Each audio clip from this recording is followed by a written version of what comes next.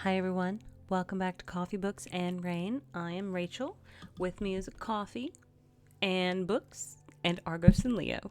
They are over there on the bed, and one day I'm gonna set up like a little bed for them over here so they can just hang out with me while I record. Somebody did mention that they would love to see the puppies more, and I was trying to think, I was like, can I move my setup to kind of face the bed? But I think that would be a whole bunch of shifting. I'm still debating on it though, still debating on it. But today we are talking about a book that I kind of loved, but kind of it was an emotional roller coaster. I absolutely do not want to say I hated it because I did not hated it. Did not hate it. There are people within this story that you absolutely want to hate, but that's what the author has done. And there are people that you want to like, but they are flawed enough where it's also kind of hard to like them too.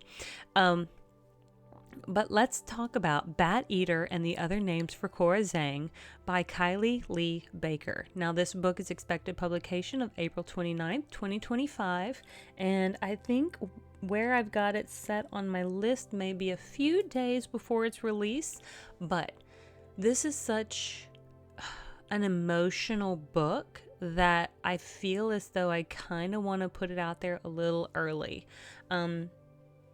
So I think we probably will do that. But let's dive into the summary and go from there. Cora Zhang is a crime scene cleaner, but the bloody messes don't bother her. Not when she's already witnessed the most horrific thing possible, her sister being pushed in front of a train. The killer was never caught, and Cora is still haunted by his last words, Bat Eater. These days, nobody can reach Cora. Not her aunt, who wants to prepare her for the Hungry Ghost Festival, not her weird colleagues, and especially not the slack-jawed shadow lurking around her doorframe. After all, it can't be real, can it? After a series of unexplained killings in Chinatown, Cora believes someone might be targeting East Asian women, and something might be targeting Cora herself. Now, this is considered mystery, horror, fiction, thriller, and adult contemporary. It's about 300 pages in hardback. And now it says it was first published January 7th of 2025. However, I just received the audiobook, so maybe the audiobook is getting released in April. Maybe the physical book has already been out, because I do feel as though I've seen this at Barnes & Noble. First and foremost, I do with this book, and I don't do this often, is provide a couple of trigger warnings. This is a pandemic themed novel, and it does talk about various types of violence towards women. So if those are topics that you do not want to hear about, then maybe save this episode for another time. I am not going to be graphic. I do not plan on quoting any of the words or such that are used. I will try to keep it surface level to the best of my ability. Now, there is a lot of racism and discrimination that is within this book. It's addressed. The author addresses those topics really well and in a clear cut way that helps us as the reader hopefully empathize and want to make changes for those being targeted. So putting that out there, because there is kind of an afterword by the author at the end of this audiobook that I had, which helps talk about some of that as well. And I wanted to almost save that audio clip so I could play it for you all, but I really think if you are interested, please go pick this book up. It is emotionally powerful. It can be emotionally draining as well. This is a book that now that I've finished it, I'm going to need something kind of light and happy afterwards, because the theme of this story is, again, there are some graphic scenes depicted in the words within this novel. There is a lot of hatred and geared towards people. And for me, those are things that I just cannot abide, especially in my day-to-day life. I try my very best to always be inclusive and to appreciate those around me. And I do have family members I've had to disconnect from because their views were not the same as my own. So let us dive into this book because it's kind of hard and it's kind of difficult, but it's really, really good story.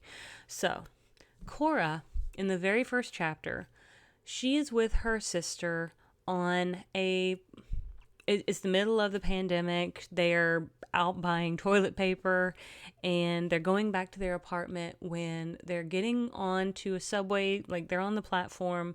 It's pretty much vacant. A guy comes up to her and her sister and pretty much calls the sister a bat eater because the sister is what seems to be full Chinese, and and Cora herself is half Chinese.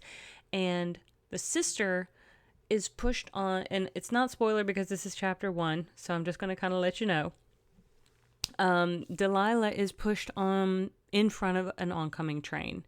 So even though Cora, who kind of hero worships her sister Delilah, she wants to be like her because Delilah is pretty and everybody likes Delilah, and Cora kind of has this attachment issue where she feels like she just wants to be like Delilah.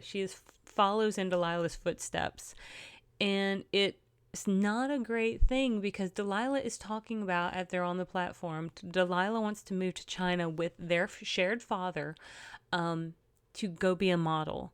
And Delilah feels like this is going to be a good start for her because she tried modeling in New York, but then the pandemic happened, so she's kind of out of a job. So maybe China's a good place to go to. And Cora feels abandoned. In that moment, she feels abandoned, that Delilah is leaving her, abandoning her. She's not going to have anybody to kind of like pretty much follow around. And so in that instant, a guy comes up, calls her at least a bat eater, Delilah, and pushes her in front of the oncoming train. So then the rest of the book happens about 4 months later, after this incident has occurred, and Cora she's haunted by this feeling of Delilah, like that she can't even almost function without her sister. Like there's an emotional detachment in her that makes it almost impossible for people to connect with her. And yet she still feels kind of like Delilah is still around, like haunting her. Like she feels guilty for what happened to Delilah. Like, I don't know if maybe she thinks, well, I shouldn't have thought that, my sister was abandoning me or what have you. But even though this other guy, this random guy with a mask and hoodie is the one who pushed Delilah, Cora blames herself for not acting in any sort of way that could have prevented it. But it sounds like the incident happened so fast that nothing really could have been done. And it just is awful. Just an awful, awful thing. And the level of hatred throughout this book, like towards the Asian community, was so hard to read about because I feel confident that many people probably had to experience those sorts of things during the pandemic times. And that is deplorable, just absolutely deplorable. And it just, anyway, moving on to the story itself, because I don't want to get into too much of that, but this book does start off like after that, about 4 months later. They pick up in August, which is like Hungry Ghost Month in their community. And so she's supposed to like burn paper. They call it some type of paper, and I do apologize for not remembering Joss paper, for kind of feeding the ghosts. It's like you send them things that represent the things that they had here on Earth, like money, or like a little paper Pomeranian, or a Gucci bag or something like that. But it's all made of paper, and then you burn it, and it like feeds the ghosts. Well, this is where the book takes on a bit of a supernatural take, because ghosts do show up throughout the book, haunting Cora and causing various things to occur.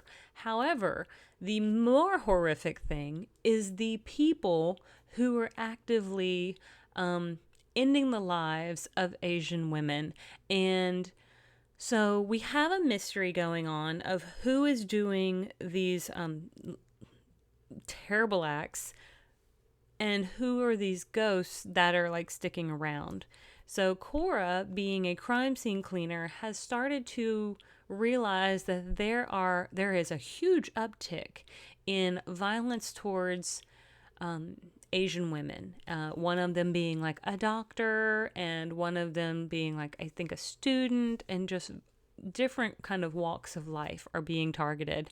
Cora even experiences that someone in her building is ended, and I try to say it that way because I feel like it's a little more YouTube friendly, even though it's much more significant than that. It's much more graphic than that, but Cora does realize that someone had actually tried to kick her own door in, but because Cora is also, she's kind of a germaphobe, and she's a bit of a security kind of person. Like, she's really kind of obsessive about her own personal security. She has forced her apartment door with steel, and she has extra locks on her door. So one day she gets home and she realizes her mat in front of her door is kind of crooked, and someone has tried to physically kick her door in, but of course it didn't budge. Although someone else in her building was ended, and she kind of wonders, were they targeting her? And well, there is the potential for that, because others in her group, so there is a guy that she works with and another girl she works with, that they both try to help Cora kind of work through what this hungry ghost is like wanting. And one in particular kind of scenario is like, the guy, he I don't want to say enjoys graphic depictions of what's happened, but he often leaves like pictures printed out, and he does kind of start to think, well, maybe he's just numb to it because of something that happened when he was younger. Like, his dad used to lock him in the basement and all he had was video games, and so maybe that's just what he's desensitized to that level of kind of violence and gore. He finds it more like being kind of, I think, in a video game. Like, it doesn't feel real to him. He is not a violent person. He is, in fact, a very kind person who really tries to help Cora a lot. And I think they could be really good friends, but Cora, again, has a hard time connecting with people. I was very emotional at certain parts in this book. And I think that's another reason I'm trying not to go too far into the theming and subject matter, is because it is horror. It is horrific.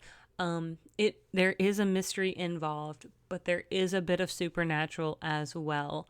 But we've all, like, if you are here listening to this, you have probably gone through the pandemic. I don't think you're like under the age where you didn't. Like, if you're 1 or 2 years old, okay, fine. But many people were still suffering through it, even in 21 and 22.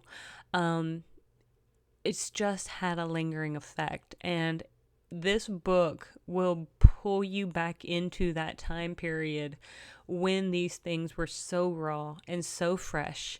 And I do wonder, I mean, I know that there was a tide of hatred towards the Asian community, which is just absolutely,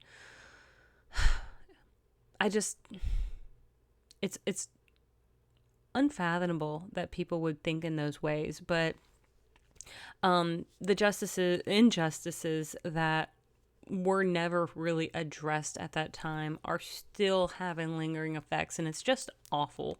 But This is such a good book, and again, such an emotional book, and even the author herself in her afterwards says this is probably her most depressing book. I would agree that it is depressing, but it's depressing because so much of it feels real for a fiction book. The motivations of people are real. Now Cora herself is of course a created character, and her friends are created characters, but the motivations and mindset of the people who commit these acts, sadly, is probably very real. And I hate that, and I think that's why it made this book even more terrifying in my personal opinion. Um, it will make you feel all the feels in so many different ways. You'll laugh a little bit because there are some small funny parts, just with regards to friends being friends. But there's some really emotionally heavy parts as well, and they will linger with you. So give yourself time to work through them. If you don't feel anything, then I am not sure. You may be an android, AI, or robot. Just throwing that out there, that if you feel nothing after reading this book, I'm not sure you're human. Just saying. But it's very good, and I'm not going to try to dive into it anymore, because again, I'm not going to talk about the violences that are done. Just know that there is a murderer going around doing bad things. There is a group of friends trying to solve the case, and there's some ghosts involved as well. People who are very traumatized. Not me, but like Cora and her family for Delilah parting this world so violently, not in her own hands, but at somebody else's. And yeah, I'm gonna try to leave it there because, again, I am still kind of at a loss of what to say, because there is so much that could be said, but I think if you read this book, the author will say it in the best way, and in a great literary way that brings to light the issues of today's society, and of course the society during the pandemic. And I think it's just really good. I love that the author wrote in her afterword that she felt confident writing this perspective because she lived it. And I absolutely hate that for her, if she lived it and had to suffer at the hands and the hatred of other people. But I hope she is able to prove them all, as bigots and idiots for writing such a good book. And I hope this book finds its way to some book club reads when it releases, because it could be one of the better books of this year. Like, I know we're wrapping up April at this point, but this could really be one of those really great books of the year that we see as one of those kind of, like, on the shelves of like big, like, Good Morning America book clubs or Reese Witherspoon book clubs. This could be one of those books.